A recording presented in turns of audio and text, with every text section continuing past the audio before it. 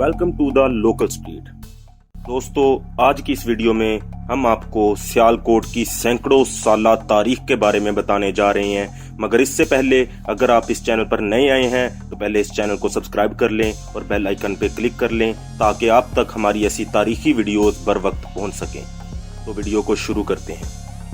सियालकोट पाकिस्तान के सूबे पंजाब का एक अहम शहर है जो दरिया चिनाब के किनारे वाक़े है। 30 लाख आबादी वाला ये शहर लाहौर से 125 किलोमीटर दूर है, जबकि मकबूजा जम्मू से सिर्फ चंद किलोमीटर के फासले पर वाक़े है। ये पाकिस्तान का एक अहम सनती और ज़रई शहर है जो काफ़ी मिकदार में बरामदी अशिया जैसा कि सर्जिकल, खेलों का सामान, चमड़े की मसनूआत और कपड़ा पैदा करता है। सियालकोट की बरामदात 1000 मिलियन अमरीकी डॉलर से तजावज़ कर चुकी हैं। चावल और गंदम की फसल बहुत अच्छी होती है। सियालकोट को शहर इकबाल भी कहा जाता है। अजीम मुसलमान फ़लसफ़ी शायर, कानूनदान और मुफक्कर इल्लामा मोहम्मद इकबाल 9 नवंबर 1877 को सियालकोट में पैदा हुए थे। ये पाकिस्तान का 12वां बड़ा शहर है। अगर इस शहर की तारीख की बात की जाए तो सियालकोट, जिसे सबसे पहले राजा सल उर्फ सलवान ने आबाद किया और इसका नाम सल कोट रखा। राजा सल कश्तरी था जिसकी सल्तनत कश्मीर तक फैली हुई थी। इसकी एक लाडली बेटी काश्ती भी थी जिसके लिए इसने खसूसी तौर पर एक तालाब भी बनवाया था जहां आजकल जिनाह हाल मौजूद है।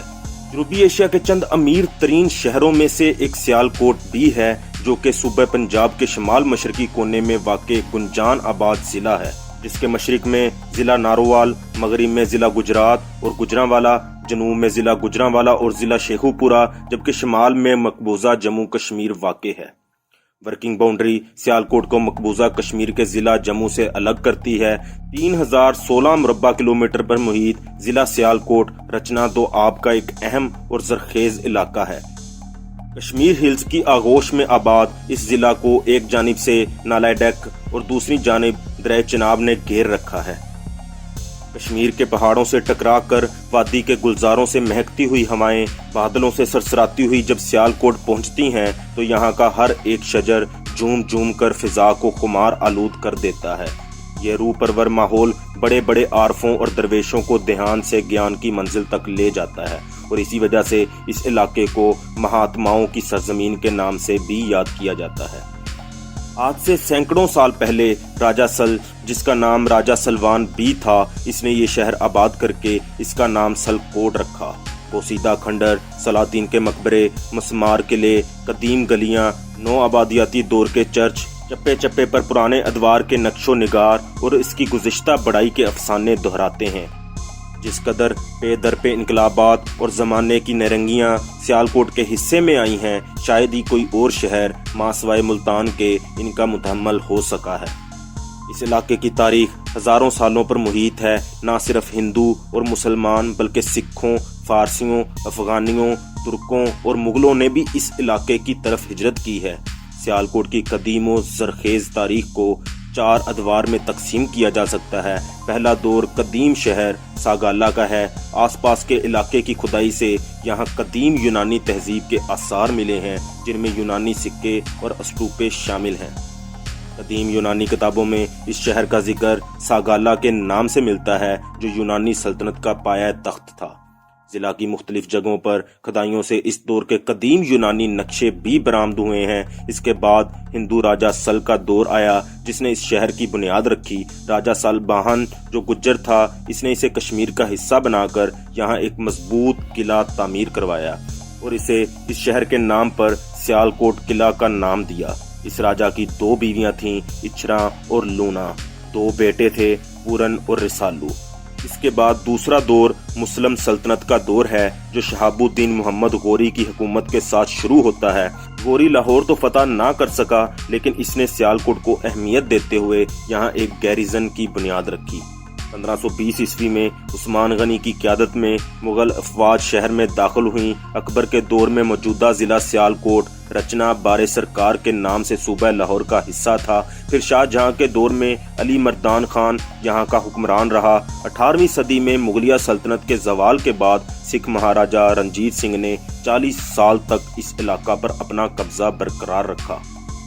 1849 کی جنگ سے سیالکوٹ کی تاریخ کے تیسرے دور، جسے نو آبادیاتی دور بھی کہا جاتا ہے، کا آغاز ہوتا ہے، جب انگریزوں نے رنجیت سنگھ کو ہرا کر سیالکوٹ سمیت پورے پنجاب پر قبضہ کر لیا۔ 1857 عیسوی کی جنگ آزادی میں سیالکوٹ میں تعینات رجمنٹ نے بغاوت کر دی اور مقامی افراد نے بھی انگریز سرکار کے خلاف ہتھیار اٹھا لیے۔ بہت سے لوگوں نے سیالکوٹ کے قلعے میں پناہ لی اور اپنی جان بچائی، تاہم انگریز سرکار نے اس بغاوت کو کچل دیا۔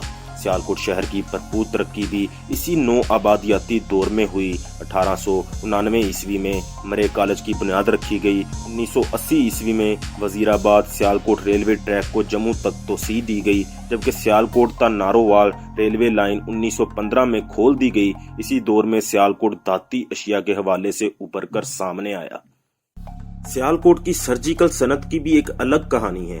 انگریز دور میں یہاں کے مشن اسپتال کے تمام تر آپریشنوں کے لیے اوزار شہر میں مرمت کیے جاتے تھے اور آہستہ آہستہ ان کو بنانے کا کام بھی شروع کر دیا گیا، یہاں تک کہ 1920 عیسوی تک سیالکوٹ کے آلات جراحی پورے برصغیر میں استعمال ہونے لگے۔ دوسری جنگ عظیم کی بدولت یہ صنعت اپنے عروج پر پہنچ گئی، جب برطانیہ نے اپنی سرجیکل اوزاروں کی ضروریات کو پورا کرنے کے لیے یہاں نت نئی تکنیکیں متعارف کروائیں۔ جنگ عظیم دوم کے بعد سیالکوٹ امرتسر کے بعد پنجاب کا دوسرا بڑا صنعتی شہر قرار پایا۔ شہر کی بھرپور ترقی کو دیکھتے ہوئے ریاست کشمیر کے لاتعداد لوگ بھی ضلع سیالکوٹ میں آ بسے۔ بڑی تعداد میں بسنے والی عوام کے ٹیکسوں سے شہر کا ڈھانچہ کھڑا کیا گیا، یہاں تک کہ سیالکوٹ کا شمار برصغیر کے ان چند شہروں میں ہونے لگا جن کا اپنا ذاتی بجلی فراہم کرنے کا ادارہ تھا۔ آزادی کی تحریک شروع ہونے کے کافی عرصے بعد بھی سیالکوٹ پرامن رہا، جبکہ اس کے کرب و جوار میں لاہور، امرتسر اور لدھیانہ فسادات میں جلتے رہے۔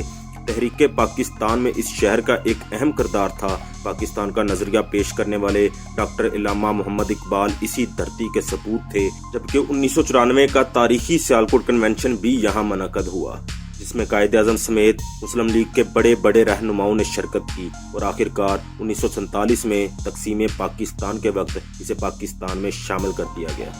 سیالکوٹ کا چوتھا اور آخری دور اس کی موجودہ تاریخ ہے۔ تقسیم کے بعد بہت سے مسلمان مہاجرین یہاں آ بسے۔ آزادی کے بعد سیالکوٹ میں بہت کم صنعتیں رہ گئی تھیں۔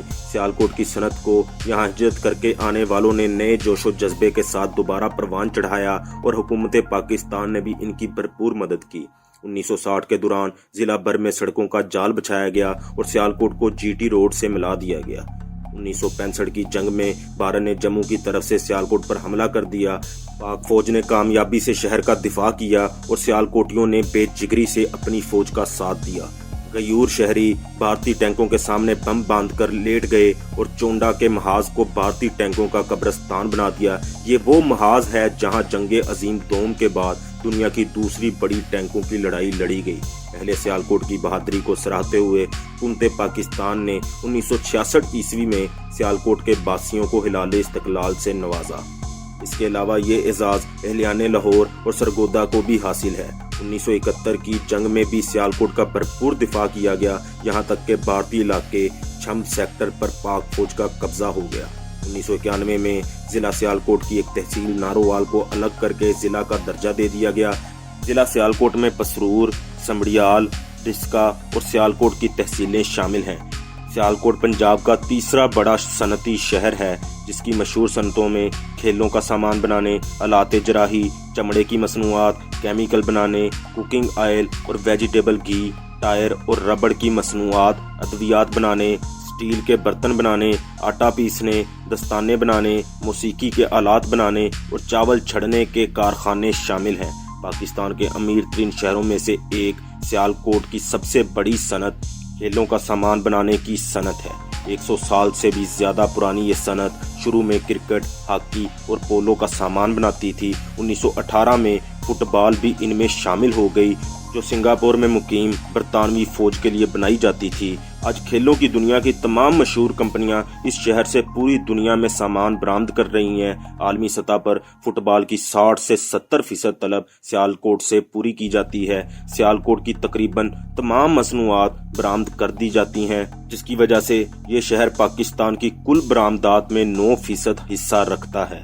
ये बरामदात सियालकोट ड्राई पोर्ट के अलावा लाहौर और कराची से भी भेजी जाती हैं। इसके अलावा सियालकोट लाहौर मोटरवे भी तकमील के मराहल से गुजर रही है, जो इस शहर की तरक्की को 7वें आसमान तक ले जाएगी। इकबाल के शाहीनों की मेहनत और लगन से पाकिस्तान के नक्शे पर एक और एयरपोर्ट सियालकोट एयरपोर्ट के नाम से उभर के सामने आया है।